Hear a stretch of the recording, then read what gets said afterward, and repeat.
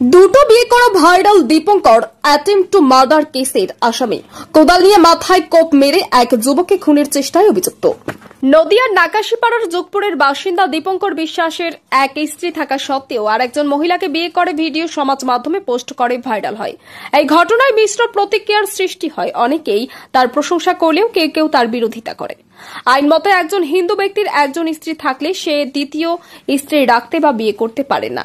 এই যুক্তিতে এক জৈনক মহিলা আইনজীবী দীপঙ্করের বিরুদ্ধে মামলা করে। এছাড়াও দীপঙ্কর যে দ্বিতীয় মহিলাকে বিয়ে করেছিল তার স্বামীর অভিযোগের পরিপ্রেক্ষিতে নাকাশিপাড়া থানার পুলিশ দীপঙ্করকে গ্রেপ্তার করে, যদিও পরদিন সে জামিনে ছাড়া পায়।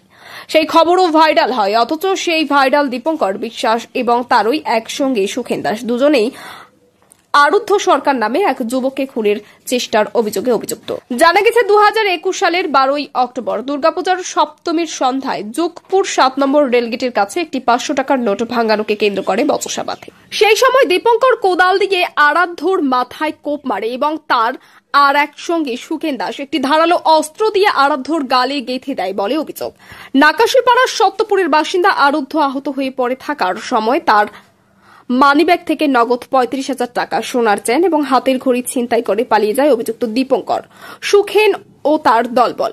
সঙ্গে থাকা বন্ধু প্রকাশ মণ্ডলকে অভিযুক্তরা মারধর করে বলে জানায় আরুদ্ধ। মাথায় আঘাতের কারণে 80% প্রতিবন্ধী হয়ে পড়ে রয়েছেন প্রায় 4 বছর ধরে। এদিন আরুদ্ধ আমাদের ক্যামেরার সামনে কি জানালেন দেখুন। এ বিষয়ে কৃষ্ণনগর কোর্টে তার মামলা চলছে। আরুদ্ধর সরকারি আইনজীবী কি জানালেন দেখুন। সেদিনকে কি হয়েছিল, কোন তারিখে কি হয়েছিল? মানে 2021 সালে সপ্তমীর দিন, দুর্গাপূজার সপ্তমীর দিন 12 অক্টোবর যোগপুর 7 নম্বর রেলগেটের কাছে আমরা মাঠ আছে, ওইখানে আমি ঠাকুর দেখতে যাই। আমি আর আমার বন্ধু মিলে সন্ধ্যা 6টা থেকে 6:30 নাগাদ দিয়ে একটা দোকানে গিয়ে ফুচকা খাই।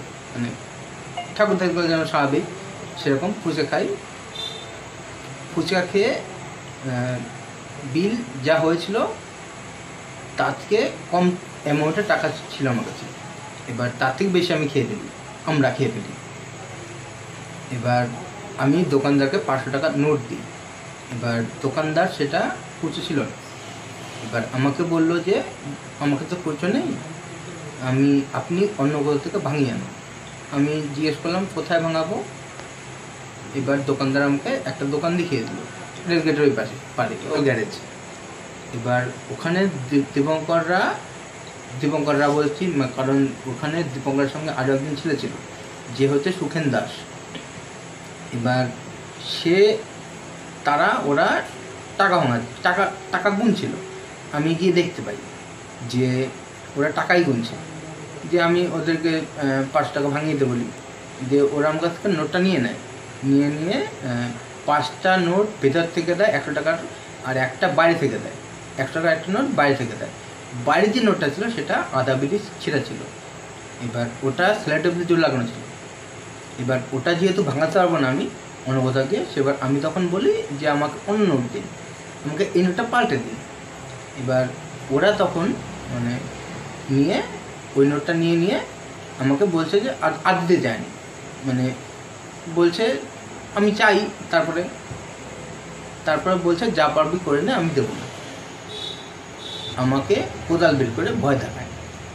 যে আমি বুঝতে পারিনি যে অত লোকের সামনে অত লোক বলছি, কারণ 4-5 জন লোক ছিল ফুচকা স্ট্যান্ডের ওখানে, ফুচকা স্টলের ওখানে, আর একজন রেল গার্ড মানে হোম গার্ড, ওই যে গেটের ওখানে একটা ঘর থাকে না, ওই ঘরটায় যে গার্ডটা থাকে সরকারি গার্ড, উনিও ছিলেন।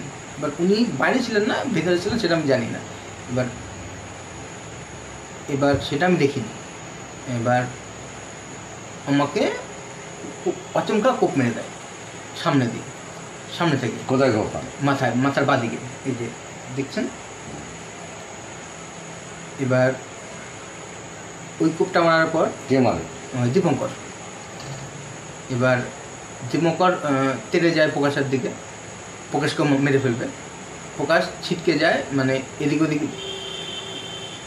চলে যায়, মানে কাছাকাছি কাছাকাছি দেখার মতো দূরত্বে যায়, ওই লোকজনের কাছে যায়। মানে আমাকে শুধু দীপঙ্করে মারে, আর মারে চোখ টার্গেট করে সুখেন, মানে চোখ টার্গেট করে মারে। যেহেতু আমি মাথা ঘুরিয়ে নিই, এবার টায়ার লিভারটা গালে এসে ফুটো গেছে এই জায়গাটায়। ব্যাগটা আমার হাতেই ছিল, এবার আমার বুকের উপরেই ছিল তখন। এবার আমি যেহেতু পড়ে গেছি, আমার বুকে পড়েছিল না সাইডে কোথাও পড়েছিল জানি না, আমার ঠিক খেয়াল নেই, হাতেই ছিল, হাতে নিয়ে পড়েছি। আমার কাছ থেকে দীপঙ্কর নিচে হাতে করে 17টা 2000 টাকা নোট, যেহেতু 2000 টাকা নোট তখনও ভারত সরকার ক্যান্সেল করে, এবার 2000 টাকা নোট আর 17টা আর 2টো 500 টাকা নোট, মানে মোট 25,000 টাকা।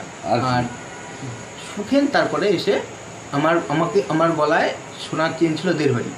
এবার সুখেন তাকে দেখছে, দীপঙ্করকে বলছে ওই দেখ। এবার সুখেন আমার গলার থেকে ওইটা ছিঁড়ে নিল। ততক্ষণ আমার জ্ঞান ছিল। টোটো উঠানোর পর টোটো রাস্তায় আমার জ্ঞান হারিয়ে গেছে, কখন হারিয়েছে সেটা টের পাইনি। এখানে মার্ডার কেস আছে, যেখানে যারা মার্ডার কেস করেছে ওরা নাকি ফ্যামিলির সমেত নেগোসিয়েশনের জন্য রাজি। 5 লাখ টাকা দিলে ওদের 5 লাখ টাকা দাবি করেছে। এবার সেটা নিয়ে ওরা নেগোসিয়েশনের জন্য রাজি, এটা উনি দাবি করছেন। এবার খবরটা কি সত্যি না? খবরটা মিথ্যে, টোটালি মিথ্যে, সম্পূর্ণ মিথ্যে। আপনারা কি চান? আমি চাই ওরা প্রপার শাস্তি পাক, যেহেতু আইন অনুসারে প্রপার শাস্তি পাক।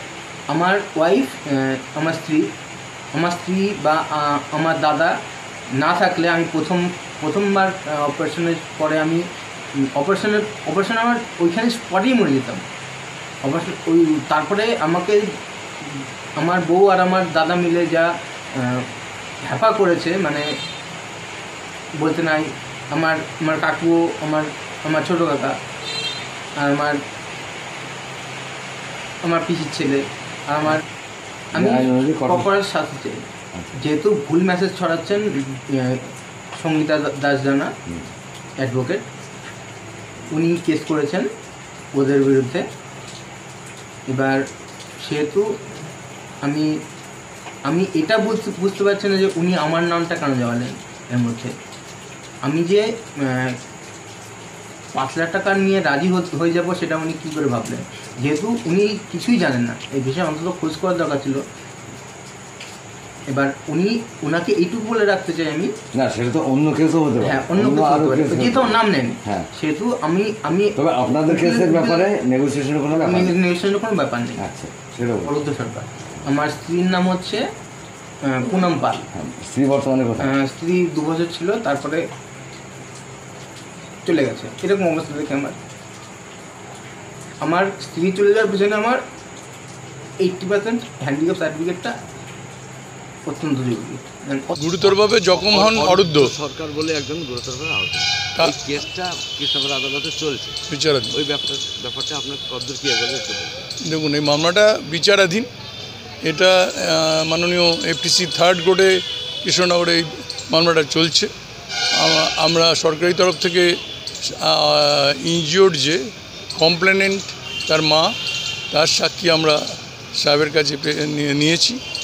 অরুদ্ধ সরকার যে ইনজিওর্ড তাকেও আমরা সাক্ষী অলরেডি তা এক্সামিন করেছি। 3 নম্বর হচ্ছে আরেকজনের সাক্ষী যার সঙ্গে ছিল সুখেনবাবু, তাকেও আমরা এক্সামিন করিয়েছি। কিন্তু সেই মামলায় কোনো এখনও পর্যন্ত জেরা সম্পন্ন হয়নি। তাদের উকিলবাবু আজকে দিন ছিল জেরা করার জন্য। তার মা যে কমপ্লেনেন্ট তিনি উপস্থিত ছিলেন, আমরা উপস্থিত ছিলাম, কিন্তু যে প্রতিপক্ষের উকিলবাবু আজকে তার ব্যক্তিগত কারণ দেখিয়ে সময় নিয়েছেন। এটা আগামী দিন আবার ফিক্সড হয়েছে, দিন দিয়েছেন 13-11-তে, ওই দিনকে 14-11-তে দিন দিয়েছেন। ওই তারিখে শুনানি হবে, ক্রস এক্সামিন হবে PW1, অর্থাৎ ওনার মা যে কমপ্লেনেন্ট। এই অবস্থায় রয়েছে আমরা।